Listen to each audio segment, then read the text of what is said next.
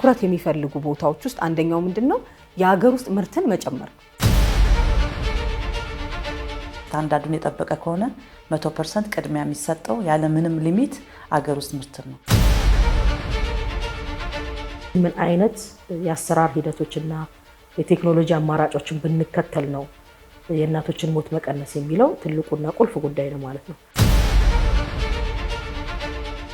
ህይወቴን አትርፈውልኛል። አመሰግናለሁ። ኢኖቬሽን ደግሞ በራሱ አይዲያዎች ወደ ኢንቨስትመንት ያመራናል። ራስን መቻል ከሁሉም ሉዓላዊነት በላይ እጅግ ትልቅ ትርጉም የሚያሰጠው ነው።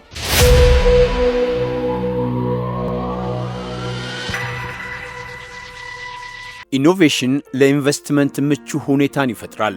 ኢንቨስትመንትም ኢኖቬሽንን ይፈጥራል። አንዱ ላንዱ ተመጋጋቢ ናቸው። ለዘርፉ ቅድሚያ የሰጡ የበለጸጉ ሀገራት ለእድገታቸው ትልቅ መሰረት ጥሎላቸዋል። በጤናው ዘርፍ በዓለም አቀፍ ደረጃ ቃል የተገቡ የዘላቂ ልማት ግቦችን፣ ሁሉን አቀፍ የጤና ሽፋንን ተደራሽነት፣ ጥራትና ፍትሃዊነትን ለማረጋገጥ ኢንቨስትመንትና ኢኖቬሽን በእጅጉ አስፈላጊ ናቸው። ለዚህም ነው በጤናው ዘርፍ በመካከለኛው ዘመን የእድገትና ኢንቨስትመንት እቅድ ውስጥ ኢንቨስትመንትና ኢኖቬሽን ልዩ ትኩረት የተሰጣቸው። ዓለማችን በአሁን ሰዓት ትልቅ ፈጠራ የሚያስፈልግበት በተለይ ደግሞ በኢንቨስትመንት በሚደረጉ በጤናው ዘርፍ በሚደረጉ ኢንቨስትመንቶች ላይ በጣም ጠንካራ የሆነ የሀገር ኃላፊነትን በመያዝ የሚደረጉ ኢንቨስትመንቶች እንዲሁም ደግሞ አዳዲስ ነገሮችን ይዞ በማቅረብ ላይ በጣም በሰፊው የሚታሰብበት ጊዜ ላይ ነው። ፈጠራንና ኢንቨስትመንትን አቀናጅቶ ኢንቨስት እናደርግ ፈጠራን መሰረት ያደረገ ወጪ ቆጣቢ የሆነ ቅልጣፌን የሚጨምር ኳሊቲን የሚያሳድግ እና አገልግሎት ስርዓታችንን የሚያሳልጥ መሆኑን በጤና ስርዓታችን ላይ ፈጠራና ኢንቨስትመንትን እንደ አንድ ትልቅ እሴትም ትልቅ መሪ ቃል አድርገን በዚህ ዓመት በርብርብ እንሰራለን ብለን የጀመርነው። ኢንቨስትመንትን ባጠናከር ቁጥር ኢንቨስት የምታደርግበት በተለይ ኢኖቬሽን ላይ ከሆነ ጠንካራ ስርዓት እየፈጠርክ ነው የምትሄደው።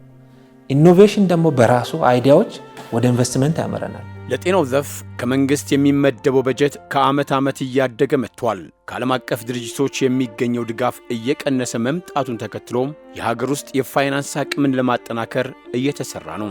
ከሚገኘው በጀትም የመድኃኒትና የሕክምና ግብዓቶች ከፍተኛውን ድርሻ ይይዛሉ። ተከታታይ 5 ዓመታት ያለውን እንኳን የሕክምና አገልግሎት ላይ ያለውን ውጪ ብናይ በጣም እያደገ የመጣ በአማካይ ስናሰላው ከ33% በላይ በየዓመቱ እድገት እያሳየ የመጣ የመድኃኒትና የሕክምና ግብዓት አማካይ ወጪ እየጨመረ እና እያደገ የመጣ መሆኑን ነው ያየነው። የግልና የመንግስት አጋርነት በማለት እንዲሁም ደግሞ ኮምፓክት አግሪመንት ብለን መንግስትና አጋር ድርጅቶች ገንዘባችን አንድ ላይ በማምጣት የኢንሹራንስ ጤና መድህኑንም ወደ ስራ በማስገባት ሀገራችን በዚህ ሰዓት ላይ ከየትኛውም አፍሪካ አገራት እንደው በተሻለ መንገድ የውስጥ ሪሶርስ በማሰባሰብ መንግስት ለጤና ሴክተር ተጨማሪ ሪሶርስ እንዲያመጣ በማድረግ አቅማችንን ከፍ እያደረገን እንገኛለን። የኢንቨስትመንት አማራጮችን በማስፋት የሀገር ውስጥ የማምረት አቅምንና የግሉን ዘርፍ ሚና በማጠናከር ሀገራችንን የመድኃኒትና የሕክምና ግብዓቶች ሀብ ለማድረግ ሰፊ ስራ እየተሰራ ነው። የዛሬ 4 ዓመት እንደ አባል ሆነን ይዘን የነበረው ወደ 16 መድኃኒት ፋብሪካዎች ነው ሕክምና መገልገያና ግብዓቶችን ጨምሮ በአሁኑ ሰዓት ወደ 28 ደርሰናል ማለት ነው። ይሄ እንግዲህ መሻሻሉ በፋብሪካ ብዛትም በመድኃኒት አይነትም ስብጥርም ጨምሮ ነው የሚታየው። ለማህበረሰብ ስንል ከውጭ ተገደን ያመጣንበት ጊዜዎች ነበሩ። ዛሬ ላይ ግን ግሉኮስ በፍጹም ከውጭ የምናስገባበት ደረጃ ላይ አይደለንም። ዛሬ ላይ 24 መድኃኒት የነበረው 97 መድኃኒት ሆነዋል። ዘላቂ የሆነ የጤና ኢንቨስትመንት በምንሰራበት ጊዜ ትኩረት የሚፈልጉ ቦታዎች ውስጥ አንደኛው ምንድነው የሀገር ውስጥ ምርትን መጨመር። ይሄ እንግዲህ በሁሉም ዓለማት አገሮች ላይ በጣም በአብዛኛው ትኩረት ተሰጥቶት በተለይም ደግሞ እንደ አህጉር አገራችንም በዚህ እንደ ሁለተኛው አህጉራችን ትልቁ የሰው ቁጥር እንዳለባት ይሄንን የሚችል የጤና አቅም መፍጠር የምንችለው በራሳችን የሚመረቱ ምርቶችን በተለይ በጤናው ዘርፍ የሚመረቱ ምርቶችን ጥራታቸውንም ብዛታቸውን ተደራሽነታቸውን ቁጥጥራቸው ቅድም ባልኩት ልክ ይቀመጣል። ያንን መጨመር ነው። ችግር ፈቺና ለጎረቤት ሀገራት ጭምር የሚያገለግሉ የጥናትና ምርምር የልቀት ማዕከላት፣ የተርሸሪና የቀዶ ሕክምና ተቋማት እንዲሁም የምርመራና የቁጥጥር ላቦራቶሪ ግንባታዎች ተገንብተዋል። የሰው ኃይል ልማት ኢንቨስትመንትም ልዩ ትኩረት ተሰጥቶታል።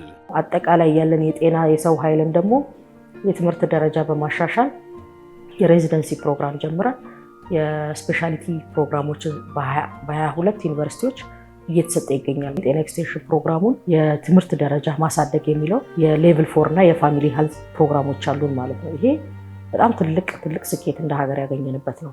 ባለፉት 7 ዓመታት በተለይ ከለውጡ በኋላ የሕክምና ባለሙያው ቁጥር በክልላችን ለውጥ አሳይቷል።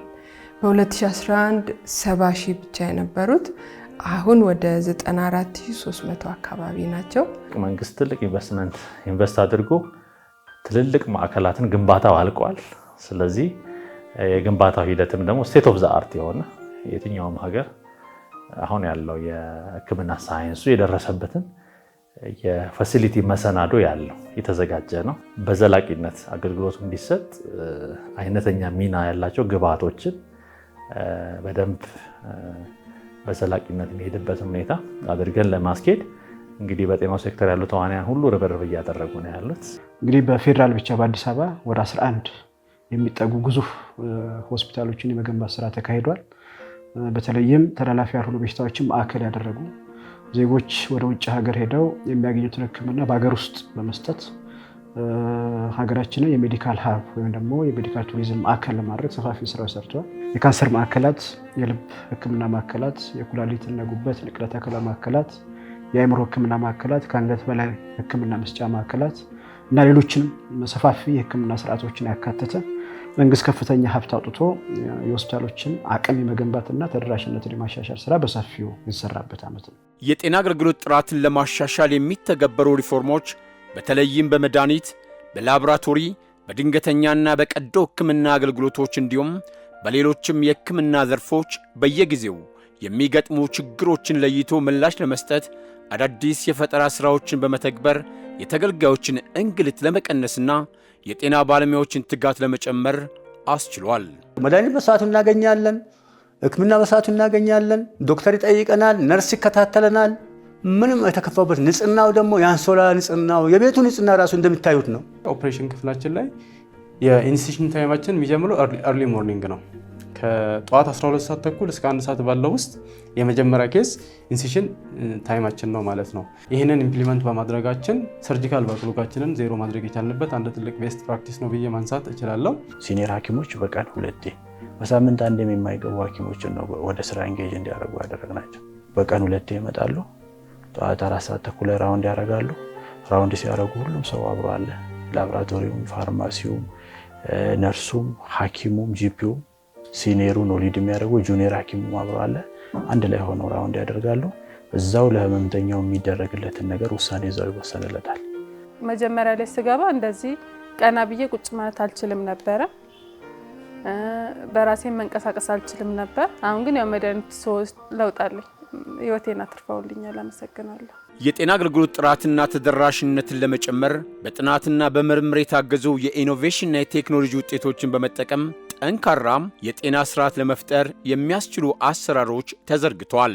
ይህ ደግሞ የሀገር ውስጥ የመድኃኒትና የሕክምና ግብዓቶችን ፍላጎት ለማሟላት በእጅጉ ያግዛል። ህጻናት መተንፈሻ ሲያስቸግራቸው ለዛ የሚሆን የሲፓፕ ማሽኖች ተሰርተዋል። ስለዚህ ይሄንን ወደ ፕሮዳክሽን ማስገባትና ወደ ኢንቨስትመንት ማስገባት ቀሪ ስራዎቻችን ናቸው ማለት ነው። ስለዚህ ፕራይቬት ሴክተሩ በዚህ ላይ በደንብ ኢንጌጅ እንዲያደርግ እንዲሰራ የአድቮኬሲ ስራዎችና የማስተዋወቅ ስራ መስራት ያስፈልጋል። ዛሬ 4 ዓመት በፊት አንድ ፕሮዳክት ገበያ ላይ አውለን ነበር፣ የአልትራቫዮሌት ዲስኢንፌክሽን ቴክኖሎጂ። ከዚህ በተጨማሪ ምንድነው የህፃናት ማሞቂያ ነው። ይሄ የህፃናት ማሞቂያ ለፕሪተርም ለሆኑ ህፃናት ማከሚያ የሚሆን የህክምና መሳሪያ ነው። ሁለተኛ ደግሞ የላይት ኢሚቲንግ ዳዮድ ወይም ኤልኢዲ ፎቶቴራፒ ትሪትመንት ዩኒት ነው። እነዚህ ሁለቱም ፕሮዳክቶች በአሁኑ ሰዓት የመጨረሻውን እውቅና አግኝተው ጥቅም ላይ እየዋሉ ይገኛሉ። 2 ምርቶችን መርጠናል። ለዚህ አንደኛው የባህል ህክምና ነው፣ አንቲፈንጋል ኦይንትመንት ነው። የቆዳ ላይ ፈንገስን ለማከም የሚያገለግል ከባህላዊ መድኃኒት የተዘጋጀ ቅባት አለ። ይሄንን ጫፍ መጨረሻው ድረስ እንዲደርስ እየተረባረብን ያለ ነው። ሁለተኛው የዲያግኖስቲክስ ነው። የሄፓታይቲስ ቢ እንግዲህ የሄፓታይቲስ ቢ ቫይረስ ትልቅ ችግር የሚያመጣ ቫይረስ ነው። ስለዚህ ይሄንን ከኮቪድ በአዘጋጀነው በሰራነው የመመርመሪያ መሳሪያ ልምድ በመውሰድ አሁን ደግሞ የሄፓታይቲስ ቢን እየሰራን ያለ ነው። የተለያዩ ኢኖቬቲቭ አፕሮቾችን እና ዲጂታል ሶሉሽኖች በመጠቀም እንደ ቴሌሜዲሲን፣ የሞባይል ሄልዝ እና ሌሎችንም ሰርቪሶች በመጠቀም ተገልጋዩ ባለበት አገልግሎቶችን ማግኘት እንዲችል በተለይ የስፔሻሊቲ ሰርቪሶች በቴሌ ሜዲሲን እና ኮንሰልቴሽን ብዙዎቹ አገልግሎት እያገኙ ያሉበት ነው ያለው። በአሁኑ ሰዓት ሬጂስተርድ የሆኑ ወደ 12 ቴሌ ሜዲሲን ወይም ደግሞ የቴሌሄልዝ አገልግሎት የሚሰጡ ተቋማቶች ወርድ ተፈጥረዋል። የዘረጋ ነው የዘመናዊ በጣም አድቫንስድ የሆነ ቴሌሜዲሲን ነው። ዌብ ቤዝድ የሆነ ቴክኖሎጂ ነው። ራሱን የቻለ ካሜራ ሲስተም አለው። ሰርጅኑ በቀጥታ ኦፕሬሽኑን ሲሰራ ዋና ሜን ሰርጅኑ ግዴታ እዛ ውስጥ መሆን አይጠበቅበትም። ከሪሞት ሆኖ እያየ ዳይሬክት ማድረግ ይችላል። ማንኛውንም ኦፕሬሽን አይነት የትኛውም ተማሪ የትም ቦታ ሆኖ ማግኘት ይችላል በዚህ ሲስተም። በጤናው ዘርፍ እስካሁን የተመዘገቡ ስኬቶች አበረታች ናቸው። በቀጣይም የኢንቨስትመንት፣ የኢኖቬሽን፣ የሀገር ውስጥ የፋይናንስ አቅምን በማጠናከርና ጠንካራ የቁጥጥር ስርዓትን በመዘርጋት የጤና ሉዓላዊነትን ማረጋገጥ ከሁሉም ባለድርሻ አካላት ይጠበቃል። በሕክምና መሳሪያ፣ በመድኃኒት እንዲሁም ደግሞ በክትባት ራስን መቻል ከሁሉም ሉዓላዊነት በላይ እጅግ ትልቅ ትርጉም የሚያሰጠው ነው። የጤና ሴክተሩን ከጥገኝነት ማላቀቅ የምንችልበት አጋጣሚ እና አቅም እንዳለን በዚሁ ማንሳት ፈልጋለሁ። የጤናው ዘርፍ ሪፎርም የምናካሂድበት ያንንም ደግሞ ወደዛ ዘርፍ የገባንበት ለዚህ የሚሆኑ ነገሮች ፖሊሲዎችን ማሻሻል፣ አዋጆችን፣ ደንቦችን ማየት፣ የተለያዩ ነገሮችን የማሻሻል በእያንዳንዱ ከባለሙያ አንጻር ያሉ ጥያቄዎችን ምንድናቸው ብለን እየለየን የቆየንበት ዓመት ስለነበረ አሁን ደግሞ ወደ ትግበራ ስንገባ ቀልጣፋ የሆነ ተደራሽነት ያለው ፍትሃዊነት ያለውና ጥራት ያለው የጤና ስርዓት ለመገንባት ትልቅ እርሾ የተጣለበት አሁን ደግሞ ያንን ወደ ህብረተሰብ ለማድረስ በደንብ የምንፈጥርበት ዓመት ነው ማለት ነው።